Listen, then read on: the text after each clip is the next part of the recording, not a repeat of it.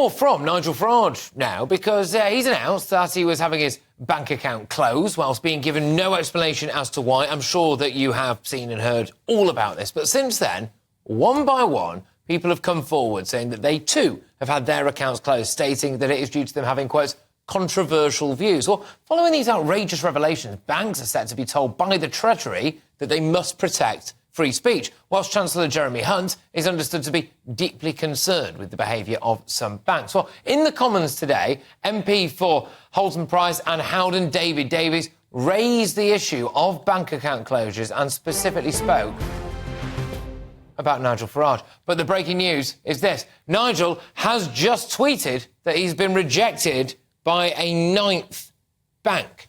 He said this: just to keep people up to date, I have just had the ninth bank rejection confirmed. Maybe I need to go to law and fight this for the sake of so many people. I don't want to live in communist China. Yeah, that's right. He has just tweeted he's been rejected by a ninth bank. Joining me to discuss this right now is General Secretary of the Free Speech Union. It's Toby Young. Let's start with that breaking news. Nigel rejected by a ninth bank. What the flipping heck is happening?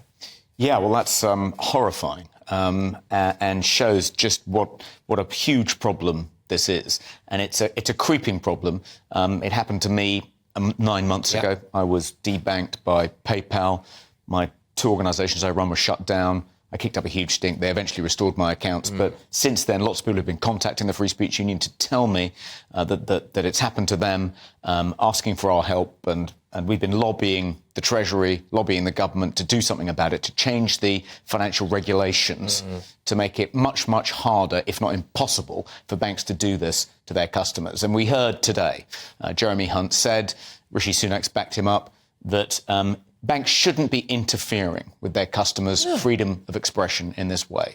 The lawful right to free speech, to exercise your right to free speech within the law, is an important part of the British tradition of liberty, and banks are frankly riding roughshod over it by removing the accounts of customers and refusing to give accounts to customers whose political views they disapprove of. Now, we don't know if that's exactly what's happened in Nigel's case, but we know of we're going to find out. Hundreds of people that has happened. We're going to find out, because if I was that particular bank, I would be absolutely bricking it, because these subject access requests are going to reveal, one would imagine, the reality of this. And it won't just be Nigel. And one of the key reasons we've got you on, aside from the fact that we just like you here, is that there are loads of other examples, and you go into bat for these people. Can you just give us a few of them to show how widespread this issue really is? Yeah, well, we had a guy that contacted me a few weeks ago who only discovered that his bank account had been closed. He'd been debanked when he went to pay for his groceries in a supermarket.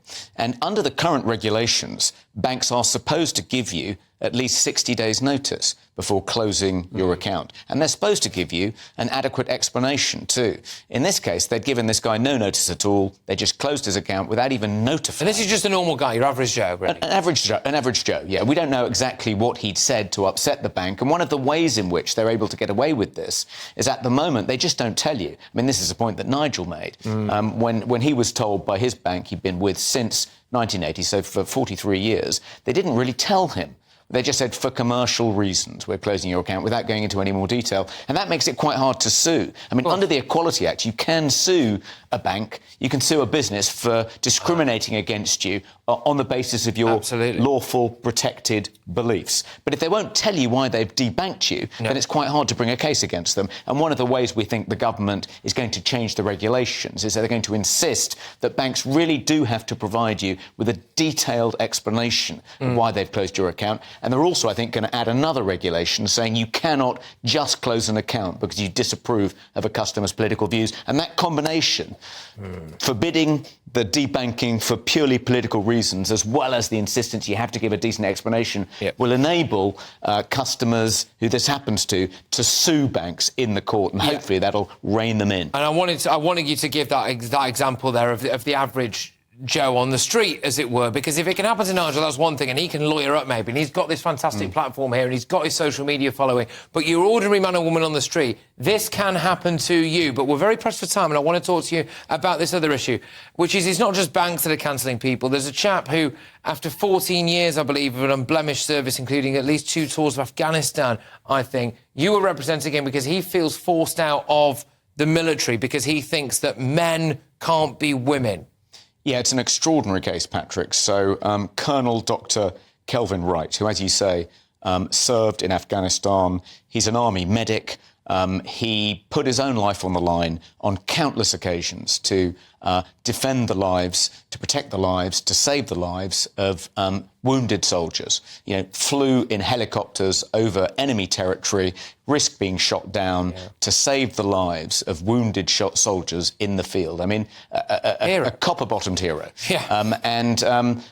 Earlier this year, I think, he reposted on Facebook something that the gender-critical feminist Helen Joyce had said, something to the effect of, if women can't say that they don't think trans women are women in the public square, then we've got a problem with women's rights in this country. Yeah. Someone complained, and then he was placed under investigation, partly because he had supposedly breached the Army's transgender inclusion policy. So someone had complained, saying, this is trans-exclusionary. You can't use this language as a serving member of the Army Reserve. And he felt he had no choice because he'd been placed under investigation for saying something he thought was a perfectly anodyne, acceptable thing to say, defending women's rights. That's what the British Army is supposed to be doing.